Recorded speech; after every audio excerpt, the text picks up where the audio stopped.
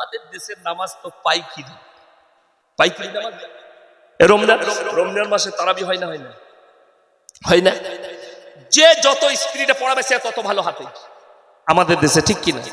যদি একটু 16 পড়ি দেয় কি হাফেজ আনলিবে, স্পিড নাই যে।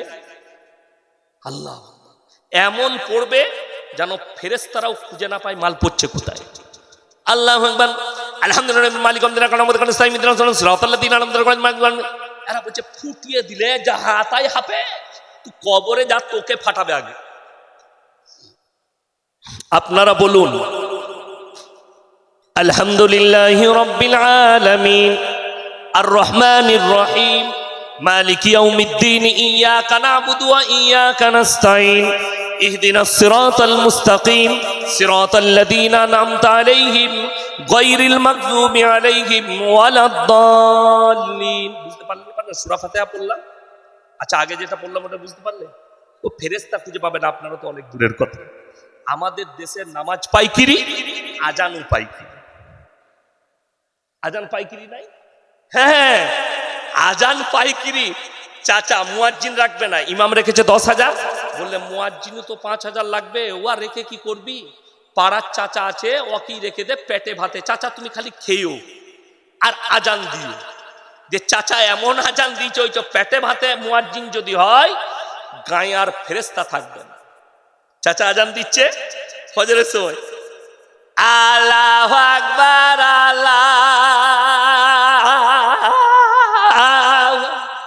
বুঝে পারবো ও আর ছাড়ছে না, করেই যাচ্ছে।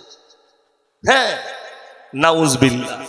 তুমি পয়সা বাঁচাবার জন্যে পেটে ভাতে জামাই খুঁজলে তার গ্রামে গিয়ে 10 বার খোঁজ নিবে জামাইটা কি করে, এই ছেলেটা ভালো না খারাপ। তুমি বিটির বিয়ে দিলে 5 বার ছেলেটাকে যাচো।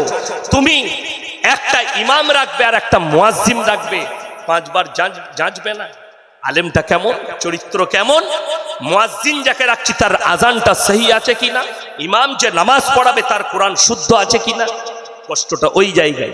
ফজরের সময় আজান দিচ্ছে চাচা, আসসালাতু খায়রুম খায়রুন মিনান নার। যার নাম খায়রুন সে বলছে হ্যালো আমাকে কে ডাকছে, সে উঠে পড়েছে। আল্লাহু আকবার। মাদ্রাসার তালিব ইলমকে দাঁড় করান, আজান দিতে বলুন, আল্লাহু আকবার আল্লাহু আকবার। ফজরের সময় আসসালাতু খায়রুম মিনান নাওম। আজানটা লাগলো না লাগলো? আজান মনে হচ্ছে। আশহাদু আল্লা ইলাহা ইল্লাল্লাহ।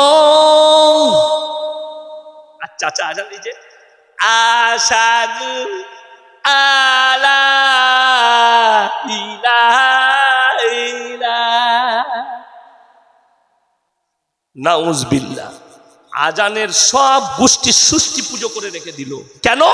এই পেটে ভাতে রেখেছে। আপনি পাইকিরি রমজান মাসে নামাজ পড়ছেন, কোরআন শোনাবো, আমি মাজাক করতে আসিনি, আপনাদিকে কোরআন হাদিসের কথা বলছি। অনেক জনের মনে হবে যে চাচাকে মনে হয় ইনসুলেট করছে, না আমি তোমাকে ইনসুলেট করছি। তুমি জলসা করো 1 লাখ টাকা খরচ করে আর 10,000 দিয়ে মুয়াজ্জিন রাখবে না, এরকম জলসা করার থেকে না করা ভালো। তুমি ইমামকে 5,000-এর বেশি বেতন দিতে পারো না আর 50,000, 1.5 লাখ, 2 লাখ খরচ করে জলসা করো, এরকম জলসা করার থেকে না করা অনেক ভালো। তুমি যার পেছনে 5 ওয়াক্তের নামাজ আদায় করবে, যে মরে গেলে তোমার বাপ মরে গেলে যে জানাজা পড়াবে, তোমার বাপের কবর জিয়ারত করবে, তাকে বেতন দিতে তোমার গায়ে লাগে।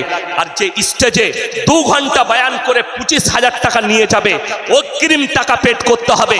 তবে আপনার গ্রামে আজকে আমি জলসা করতে এসেছি, আপনার গ্রামে সুটিয়ায় কালকে আমাকে ফোন করে বললেন, হুজুর আপনি এসেছিলেন, খাইয়েছি দেশি মুরগি দিয়ে ভাত, রুটি খাওয়ালাম, মিষ্টি খাওয়ালাম, আমার আব্বা মারা গেছে। আমি খালি ফোনে বলবো তোমার আব্বাকে আল্লাহ জান্নাতি করুক, ফোনটা কেটে দিন।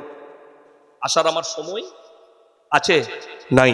তোমার ইমাম যদি ছুটি থাকে, ইমাম যদি ছুটিতে বাড়িতে থাকে, আর যদি বলো সে যদি জানতে পায় আমার অমুক মুক্তাদি মারা গেছে, সে ছুটি ক্যান্সেল করে বাড়ি থেকে কাজ ফেলে আগে না নিজের মুক্তাদির জানাজার নামাজ পড়তে আসে।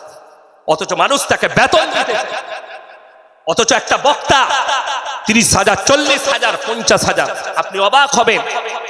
বাংলাদেশে আমার যাবার ইচ্ছা নেই, জোর জবরদস্তি ফোন করে হুজুর সামনে বৎসরের ডেটলেন। আমি তো আর বলতে পারি না সামনে বৎসরে খালি নেই। আমি বললাম হ্যাঁ খালি আছে। আমি খালি বলছি ভারতের মানিতে 1 লাখ টাকা লোবো, তাতেই বলছে হুজুর 1.5 লাখ দেবো, হেলিকপ্টারে নিয়ে যায়। ভেবেলেন? অথচ তাদেরকে জিজ্ঞেস করুন, তারা তাদের ইমামকে 20,000 বেতন দিতে তাদের দ্বিধাবোধ হয়, 10,000 বেতন দিতে দ্বিধাবোধ হয়, অথচ লাখ লাখ টাকা খরচ করে জলসা করছে, ইমামকে বেতন দেয়।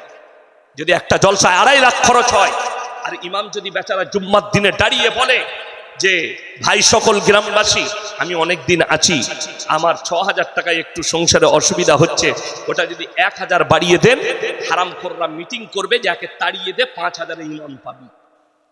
ঠিক বললাম না ভুল বললাম? অথচ দুঃখ লাগে, বেদনা লাগে। আমি একজন বক্তা হয়ে বলছি, আমি এমন